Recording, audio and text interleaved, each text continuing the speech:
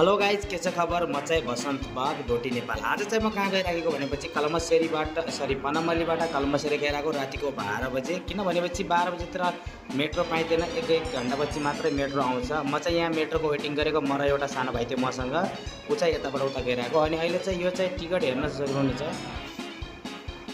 अनि मेट्रो पनि आइसक्यो। त्यसपछि जस्तो मेट्रो आयो मैले ब्याक क्यामेरा ओपन गरेँ। ब्याक क्यामेरा जस्तो ओपन गरेर मेरो पेट एकदमै बढिरहेको थियो।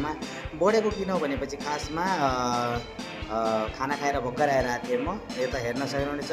अनि मेट्रोको स्थिति यस्तो थियो। यो दुईवटा तिनवटा मेरो भाइहरू उताको इन्डियाको यताबाट मसँगै उताबाट आइरहेको थियो। अनि यस्तो चाहिँ त्यहाँको सन्नाटा थियो, मान्छे एकदमै भरिरहेको थियो। रातिको टाइममा पनि हेर्न सक्नुहुनेछ। मैले विश्वास पनि गरेको थिइनँ, तर झन्डै मेट्रो मिल्यो मलाई। म पनि यस्तो ब्याक क्यामेरातिर हेरेँ, आफ्नो खोपडा हेर्दै बसिरहेको थिएँ। अनि त्यसपछि हेरेको त्यतातिर यो चाहिँ हेर्न सक्नुहुन्छ।